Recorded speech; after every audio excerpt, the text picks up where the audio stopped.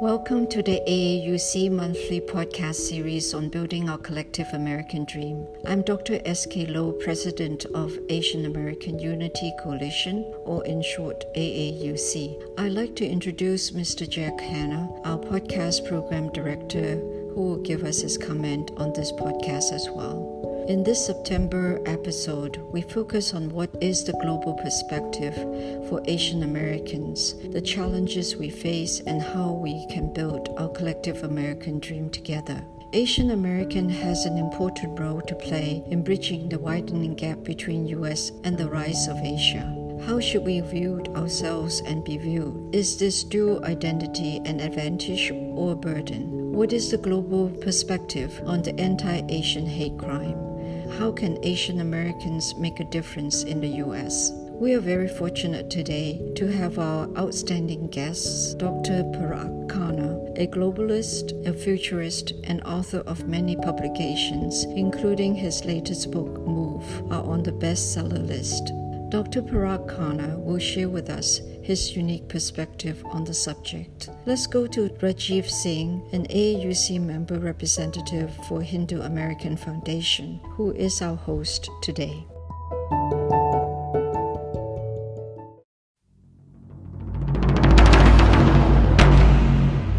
Hello and welcome. I'm your host, Rajiv Singh. My guest today is Parag Khanna, who is founder and managing partner of FutureMap, a scenario-based strategic advisory firm. Parag has authored 6 books that I believe are bestsellers, and he holds a PhD from London School of Economics. Welcome, Parag. Thank you.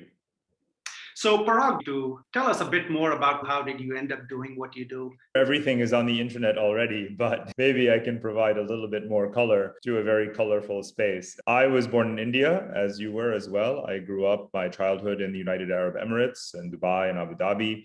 We moved to New York when I was 6 years old, and I grew up mostly in New York, but I did complete high school in Germany as an exchange student before returning to the US. I've spent much of my life traveling, so that's shaped who I am as much as where I'm from and the many places that I've lived. So taken together, I would say I've become something of a globalist.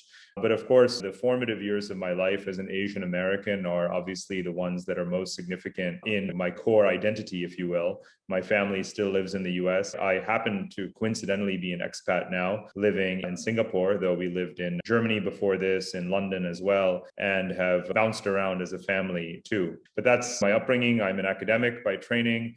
I've worked in the US government and the Defense Department.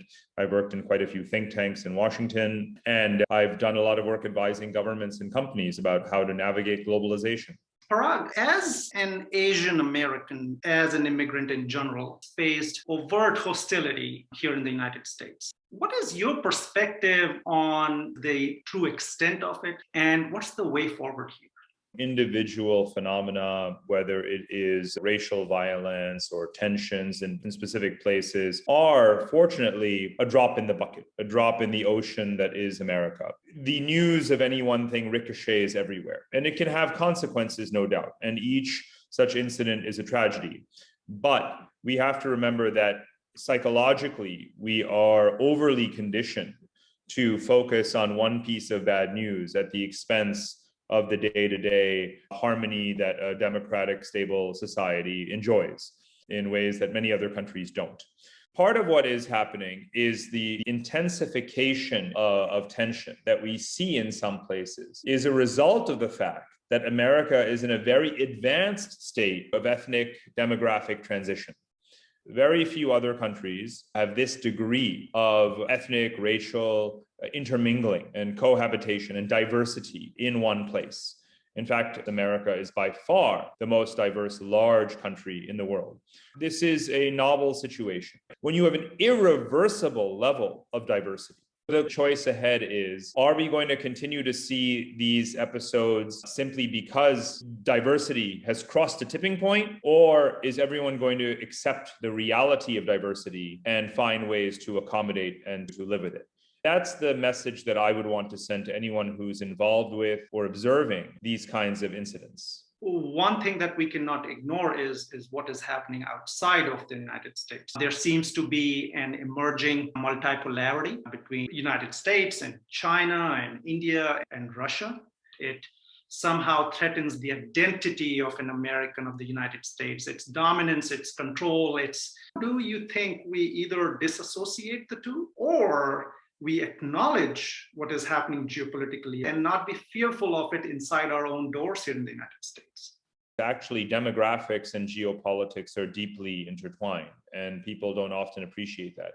In a world that is reaching a demographic plateau, where the peak human population lies just around the corner, we might reach 9 billion people, but no more than that. We reach a situation where collecting people means collecting power. America is the greatest proof that collecting people equals collecting power, because what America has been doing for 200 years is collecting people and building its power on the basis of their prosperity, of their productivity, their wealth creation, their industriousness, their connections to the rest of the world, their ability to go out and represent America as diplomats, as business people, as innovators. So now more than ever, if you want to sustain superpower role in the world, it involves continuing to do that versus far larger countries demographically that are, of course, Asian. And therefore, the US has to see the geopolitics of demographics, which is to say, to prove that as with every successful empire in history, to be successful and remain successful, you must be ethnically diverse and to incorporate the talent and the skills and the advantages and the global connections that immigrant populations bring. Now, if I think of everything you said about collecting people and representing the diversity of the planet within the policymakers of our country, that hasn't gone particularly too well in Europe. What is the difference in the story of Europe versus the story of America? As a share of the population, European societies are not as diverse. And they have a history and an identity that's strongly rooted in the ethnographic nation state. That is not the history of America, because the history of America involves the colonization of the Native American population, significant inflow of African American slaves, and Europeans themselves from actually all corners of Europe. So America was diverse from day one, not a melting pot, but certainly a patchwork. Europeans don't have that history, so they are struggling to adapt to the necessity of migration and assimilation.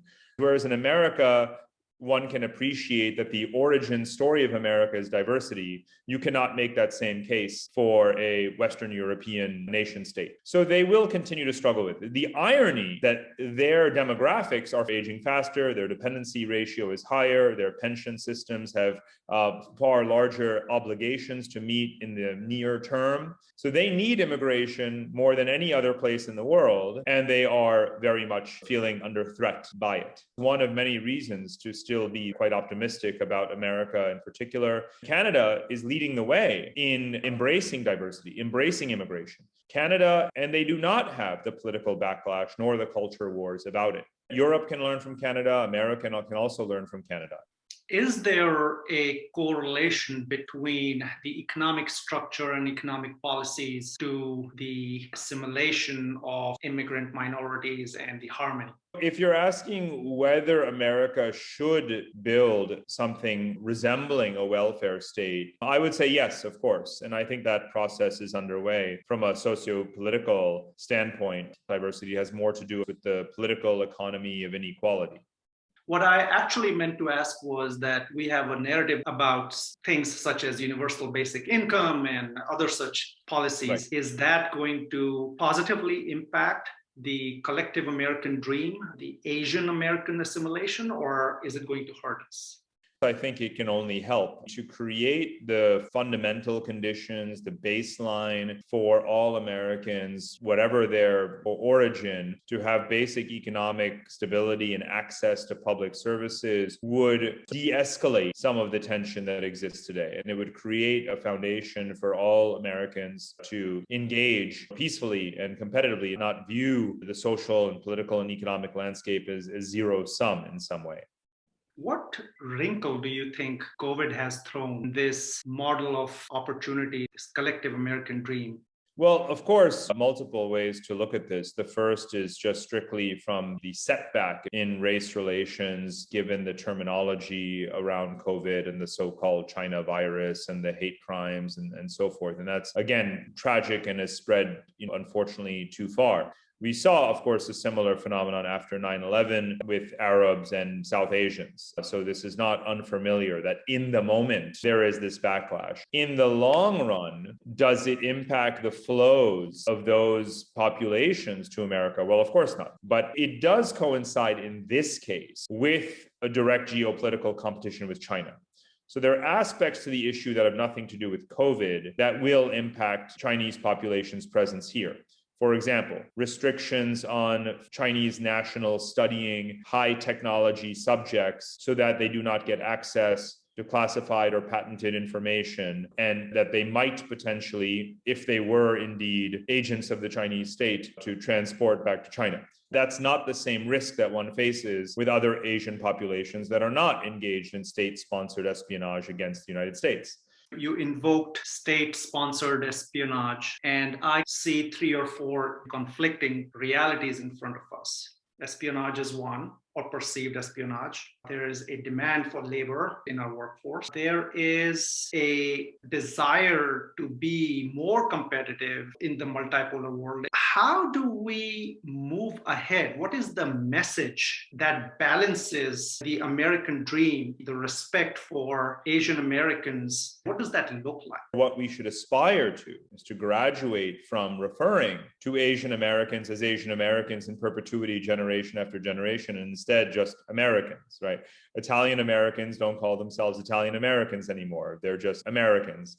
Irish Americans don't call themselves Irish Americans.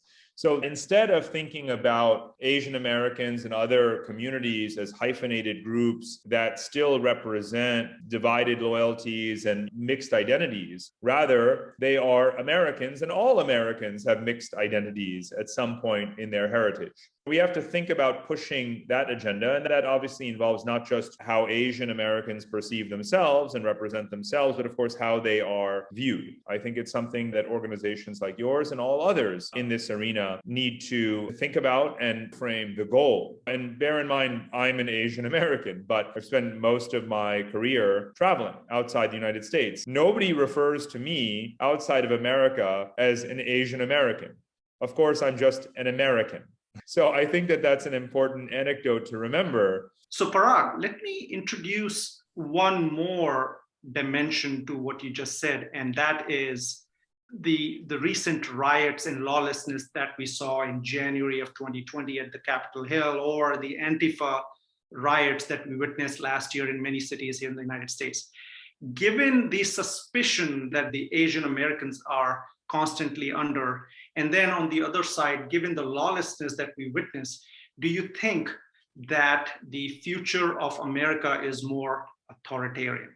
We have come out of a phase just now, or at least an administration that was characterized as having an authoritarian ambition, but not necessarily violating the idea of America as a country built on liberty and individual freedom. There is inherent limits to authoritarianism when you have that celebration of individual liberty. Now, some people would say that authoritarianism is not necessarily about left or right, but it's simply the tyranny of a particular set of ideas. I observe fundamentally in America's vast geography, rich diversity, and most of all, of course, its federal political system, which militates absolutely against central tyranny of any kind.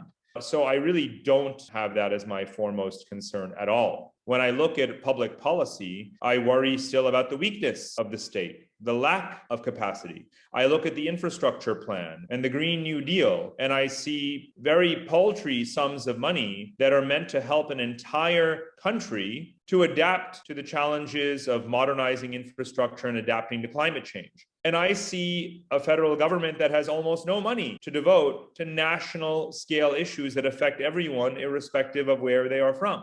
So that to me doesn't sound like a state with an extremely high capacity to be authoritarian. In the legal domain, we see constant checks and balances in terms of federalism and the state's ability to shape their own. On the small short-term issues and the big questions of social engineering, I don't see authoritarianism. What do you think we should pay more attention to in our recommendation to our policymakers? What are we not thinking about that we should start talking about? Well, when you phrase it in terms of what policymakers need to understand, advocacy groups have different messages, target different leaders. I think it would be difficult to suddenly have one magical common platform. But for yourselves, going back to this issue of we are all Americans. And even if you're not yet a citizen, someone who has planted their roots here. And of course, even if you look at the new legislation for undocumented migrants, there is a big push to give a direct path to citizenship for everyone who is residing on American soil right now. So all of this is pointing in the right direction, which is if you are there now, you're an American. And I think that's point number one. And the more leaders you can convince to make that statement, to toe that line, to send that tweet, to support that legislation, the better.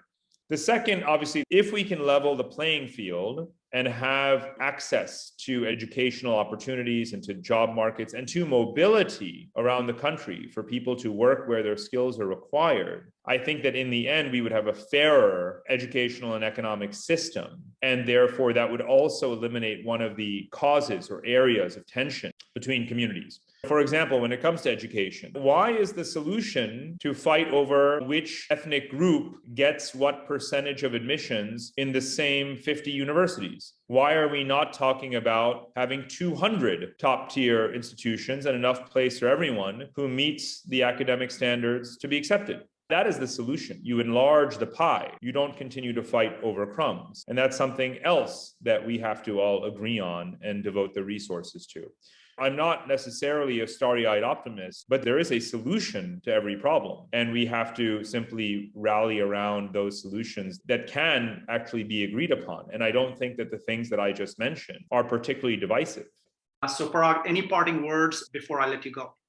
Well, I thank you all very much for this conversation. I'm grateful to have had the experience that I've had as an Asian American growing up, and I see the incredible change in the composition of American society for the better, of course, from the time that I was growing up in the 80s and 90s.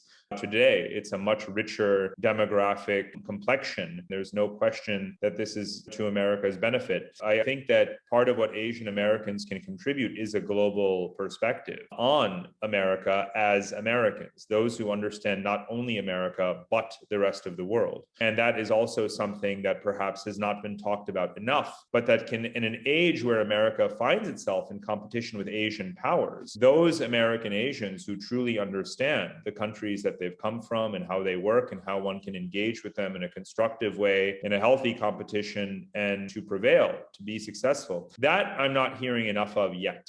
This is a great moment in history for Asian Americans to be bridge builders. So on the one hand, yes, they have to quote unquote prove and demonstrate how American they are, which I don't feel that they should have to. If that is the challenge, it's a challenge that they can meet. But they can also be fantastically productive and constructive bridge builders to the part of the world that matters most, which is, of course, Asia. Far better than those people who have no exposure to Asia at all. So this is where, again, the geopolitics and the demographics come together. Having a large Asian population right now could be the greatest asset for America, and it should be framed in that way.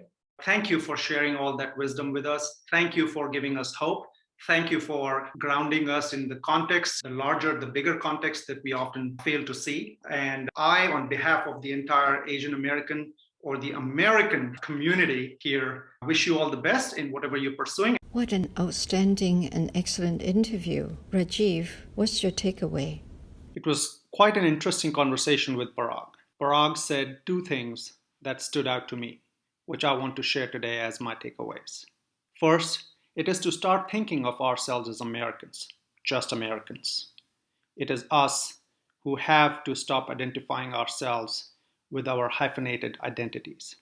Call it hyphenated or mixed, but it is we who have to stop using those identities to address the perception of our divided loyalty. The second takeaway for me was an unexpected vector. the size of the pie, as Parag calls it. Why are we continuing to fight over the crumbs when we should rather be thinking about enlarging the pie? Essentially, it addresses the core issues of fear of the outsiders, not because they are outsiders, but simply because many think that there isn't enough in the United States for everybody, not enough jobs, not enough universities. I did not anticipate talking about geopolitics with Parag, but not only did we do just that, in retrospect, this conversation would not have been complete without talking about geopolitics. I think that the topic warrants another conversation with him at a later date. Jack, you also have listened to this conversation. What do you think? Thank you, SK. Rajiv and Parag, your interview is fascinating and provides an international perspective of America's strengths and challenges. I was particularly struck by Parag's analysis of the United States' unique characteristic and strength as the most ethnically diverse country in the world. Also, the idea that we need to incorporate our Asian Americans' understanding of Asia is a great strategy to have Asians better and more favorably understand America's goals and ideals. For me, my main takeaway is we can be more Asian in America and more American in Asia and be the most effective bridge builder between the two rivaling powers. America needs immigrants to build a strong nation. Asian American can play a role in balancing the freedom to innovate with the authoritative power to manage our democracy.